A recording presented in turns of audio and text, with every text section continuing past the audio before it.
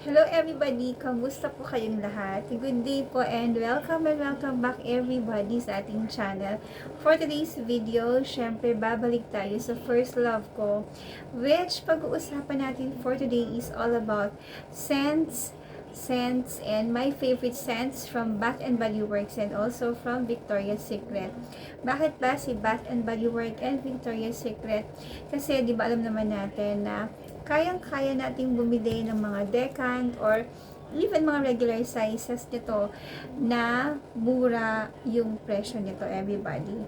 So for today, ibibigay ko na sa inyo yung totoong mga scents na ginagamit ko, and ito talaga yung masasabi ko na highly recommended natin. Ito yung mga top compliment scents natin, everyone. At madalas, ito yung mga pinupuna or yung mga napapansin, hindi lang sa loob ng bahay, kung hindi maging pag lumalabas tayo, di ba? Tinatanong tayo kung ano yung mga ginagamit natin, suot-suot natin na pabango, everybody. And welcome again dito sa ating channel, My Scents and Me. At dito po nag-start yung channel na to. Kaya ngayon, since mga comment ako nababasa, pa-review naman ito, pagawa ng video about this, eto na po yun, everybody, okay? So, magsa-start tayo, of course, doon sa hindi ko lang siya favorite. Kung hindi, favorite din siya ng asawa ko and ng ibang tao sa labas, everyone. Okay, so we have, pag-usapan natin muna is all about yung mga cozy scents. Ito yung mga scents na masasabi ko ang pampakalma na pabango, everybody. And I know, naniniwala ako na familiar na rin kayo dito sa mga scents na to, kasi hindi naman na to bago actually. I'm just here to share to you yung masasabi ko about this scents, and also bakit nagugustuhan siya ng ibang tao as well. Ngayon, if familiar tayo dito, I have here decants, everyone, para mabigyan ko ng review ang lahat. So, I have here Vanilla Bean Noel. So, naka-decant siya, everybody. Attach ko dito yung on full bottle. And it also says here, okay, for me, this scent is actually warm and cakey type of scent. So, ito is, sa totoo lang, nandun siya sa linyahan ng bakery, sweet type of scent, yung mga cookies type of scent, everyone. And to be honest, sa totoo lang, kinikilig ako sa scent na to because this really gives me parang yung masarap kainin na amoy, everyone. So, I'll just open it here para matipid natin siya, di ba? Dapat syempre wise pa rin tayo. So, I'll just put some here. And, eto po, yung kanyang lalagyan. Actually, sa totoo lang, ang Bath and Body Works, marami silang iba't ibang packaging na lumalabas. So, if halimbawa nakita mo na from this, iba na naman yung packaging niya, it's okay. As long as yung binibilhan natin ng scents, everyone, is alam natin na original and legit, okay? So, this one really gives me yung cozy, yung nakaupo ka lang, yung tamad days, yung you want lang ng hug, ng cuddle time. Ito yung pinaka marirecommend ko sa inyong scent. This one, ang sarap mong yakapin. Sabi nga nung isa, masarap siyang kainin. Ganun type of scent ang mabibigay sa inyo, Vanilla Bean Noel. For me, pwede itong gamitin ng mga teenagers, and kahit ako, nasa 40s na ako, pwede pa rin siyang gamitin, everybody, kasi ito, mabango talaga siya. This reminds me of cakes and pastries and yung mga sa mga bakery type of scent, everyone. Tapos, alam mo pinakamaganda kay Vanilla Bean Noel, this one really lasts long. Longer siya than the other scents that I have na pag-uusapan natin dito. Excuse me. Kasi ito, for me, kahit nakapaghugas na ako, for example, at even nakapaglaba ka na, ganyan, o yung mga damit na nalagyan talaga nalagyan mo yung damit mo nito mga sis. Grabe, sobrang long lasting nito. It gives you yung very comforting, tapos very relaxing, very sweet type of scent. Ito yung literal na masarap kainin everyone. So again, if gusto nyo ng mga ganon, yung tipong nasa isang lugar ka lang, tapos relax lang, ganyan, cozy time mo. This is a scent na marirecommend ko sa'yo kasi ang daming, for sure na kumbaga memories na papasok sa'yo because of this scent. Sobrang gusto ko talaga yan mga sis. That's really my number one pagdating dito sa top compliment scents natin. Ngayon proceed tayo sa pangalawang scent natin, which is the strawberry pound cake. So ito po yung big bottle niya, and this one yung sa decant niya. This one, kulay pula rin po mga sis yan ha. So for me, kahit nag-spray ako nito, I don't think na magmamansya siya sa damit. Feeling ko hindi naman. Kahit nakaputi ka, ganyan, hindi naman siya talaga magmamansya sa damit mo. It's like, parang ganun lang talaga yung kulay niya. Pero hindi naman siya nakakamansya sa damit. So, let's put it here. Naamoy ko na siya. Ito yung literal na strawberry pound cake in a mist. As in, yun na siya. Amoy strawberry siya. Amoy cakey strawberry, everybody. This is more sweeter than the Vanilla Bean Noel. Mas sweet to. Mas nakakabata yung scent nito. And I think this one talagang pwede siyang gamitin ng mga teenagers. Katulad natin, from teenagers hanggang sa katulad natin na nasa 40s. And I think kahit nasa 50s ka na, pwede mo pa rin gamitin to. Kasi hindi masakit sa ulo yung pagkatamis nito ha. Yung pagka-strawberry nito, for me, ito yung pinaka magandang timpla ng strawberry na naamoy ko sa market. As in, ito lang talaga. Ito yung parang perfect yung pagkakagawa nila, yung pagkakaluto nila, kumbaga, talaga sa strawberry. Ito talaga yung pinaka masasabi kong sobrang bango niya talaga. As in, ito yung tipong pagdumaan ka sa isang lugar, tapos especially kapag malamig, tapos nahanginan ka, sobrang bango nito talaga mga sis. Mapapakain ka ng strawberry. Amoy strawberry siya na parang ang sarap-sarap kumain ng strawberry. And kapag ginamit mo to during nighttime, kasama ang iyong asawa, nako mga sis, mag-ingat kasi sobrang bango nun everybody. Okay, so let's proceed sa ating pangatlong scent, which is yung warm vanilla sugar. Yes, this actually, as you can see, at sa mga siguro nakapanood na or nakaamoy na ng mga scents na to be honest, talagang magkakahawig ang amoy nila. But this one for me is literal na pang cozy talaga yung dating nito.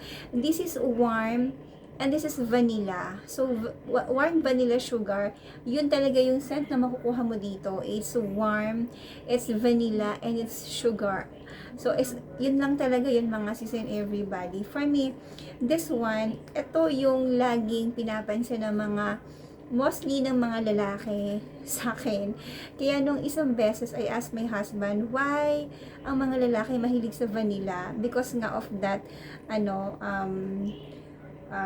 mga panahon na pinupuna ako talaga, especially ng mga kapag nasa labas, parang ano ginagamit mo? Parang ang bango niya. So, ito yun siya, warm vanilla sugar.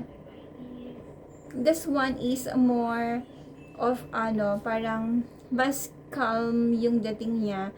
Hindi siya sweet, hindi rin siya yung loud yung scent. Ito talaga yung literal na kalmado na amoy ng vanilla and sugar.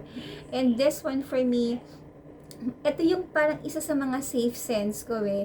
Kung gusto ko lumabas, at the same time, gusto ko mag-amoy mabango, at gusto ko maging amoy sweet, ganyan, pero hindi siya yung masakit sa ulo. At ito talaga yung isa sa pinaka safe scent na masasabi ko talaga na pwede niyong gamitin.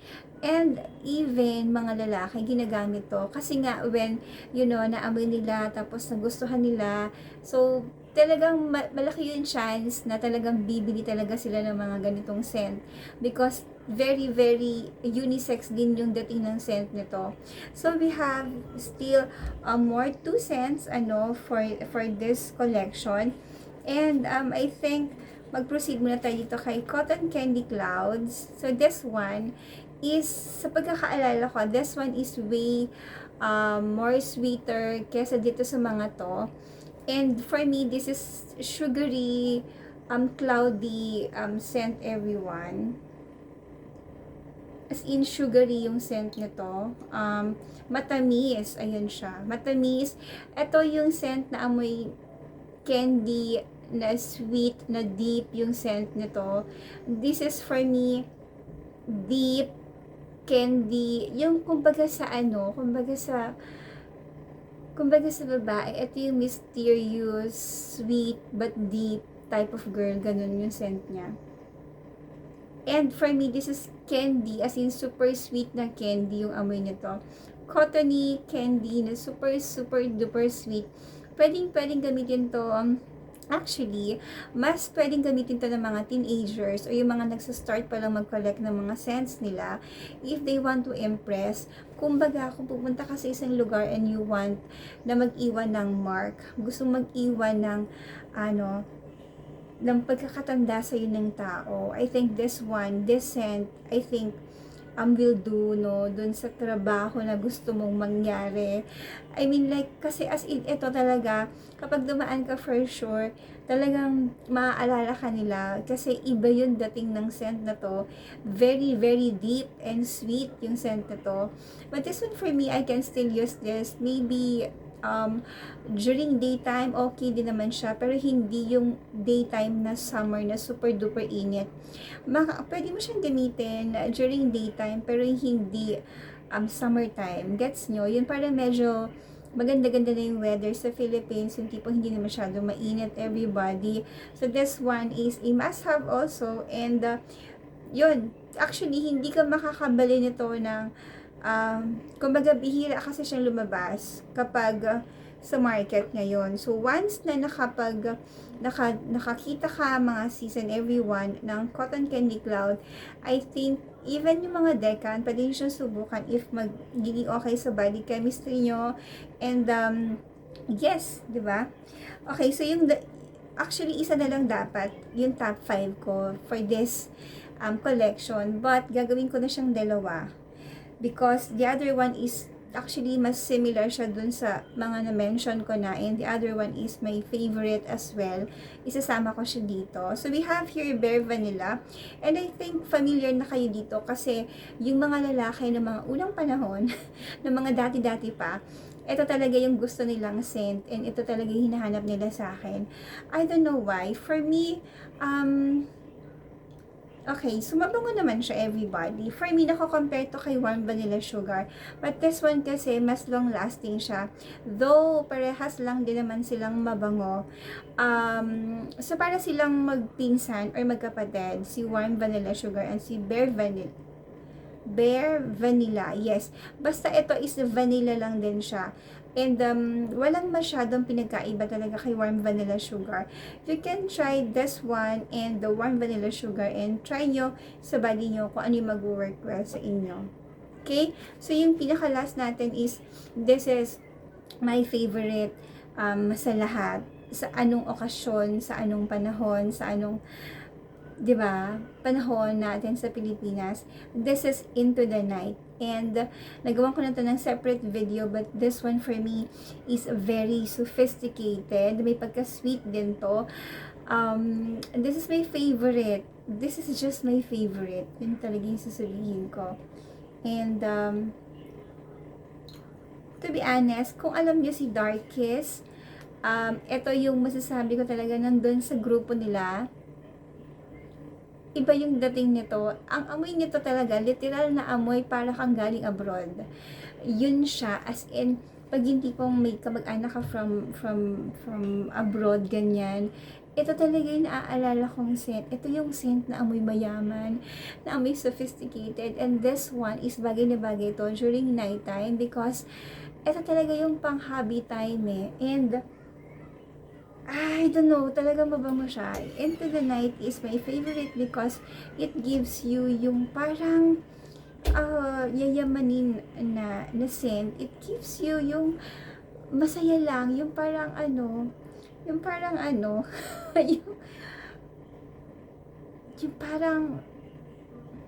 next level na ganon.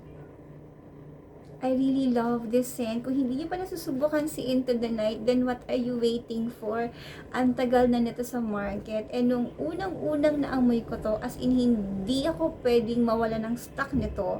Ganun ko siya kagusto. And how I wish talaga na hindi siya mawala sa Bath and Body Works. Kasi, kumbaga, okay, so of course, ang dami mga mababango from BBW, from Bath and Body Works. But, hello, si Into the Night kapag nawala to, wala na talaga. Kasi ito yung masasabi ko talaga na parang pinaka-signature ng Bath and Body Works. For me, kung gusto ko magpakilala sa inyo kung ano yung scent ko, this one, Into the Night, is my scent. And of course, Darkest, parehas lang naman sila eh. Kumbaga, magkapatid sila for me, and I love Darkest and Into the Night, but this one talaga, hindi talaga siya pwedeng mawala sa akin. Especially if may mga special occasions akong pupuntahan. As in yung pangmalakasang pupuntahan everybody, kailangan masubukan nyo to, and for sure, at sure na sure ako, alam nyo, pag gamit-gamit mo to, and nasalubong ka ng ibang tao, hindi nila matatanong kung ano yung scent mo eh. Titignan ka lang nila, ganun lang siya, titignan ka nila, tapos parang, ganun, amoy lang talaga. They will not ask you maybe because parang nakakahiya magtanong, but this one is really a good scent. As in, kahit saan ka magpunta, parang, ganun ang tao sa'yo. Promise. So, there you have it. Yan po yung mga top compliment scents natin, everyone. Maybe because ito is kasundo ng body chemistry ko. Kaya, as you can see, more of sweet, cozy, sophisticated yung mga scents na ginagamit ko. Hindi ako masyado dun sa mga fresh and juicy floral scent kasi sa katawan ko, since acidic ako, maybe because of that, kaya mas medyo bumabagay tayo dun sa mga deep sexy scents, sophisticated scents, mga sweet scents, everybody. At kung hindi nyo pa nasusubukan to, it's time. Oo, kahit yung mga decants lang, everyone, really must try and must have to mga scents na to. So, yun na lang muna yung ating video for today, and I hope na na-enjoy nyo to, and I hope na nagkaroon kayo ng idea kung ano yung mga scents na pwede nyo subukan, and sana kung nasubukan nyo, you can just comment dito sa baba sa ating comment section. Balikan nyo po ito. And I'm really glad, no? Kasi meron tayo isang video. This is all about skin whitening. And I think this is all about showy ponds. And umiikot kasi doon eh, yung maraming views natin. I'm really glad na naglalagay kayo ng mga comments and suggestions nyo doon, nakakapagbigay kayo ng mga ideas nyo as well. And I hope, dito sa video na to, gawin nyo rin po yun, okay? Dito sa ating topic all about scents, and actually, ito talaga yung mga scents na ginagamit ko, everybody. I hope you enjoyed this video. Thank you so much, everyone, and please do like, share, and subscribe sa ating channel. At sa susunod, you can just comment dyan sa baba kung anong gusto nyo gawan ko ng video. Thank you so much, everyone. Stay safe po. God bless.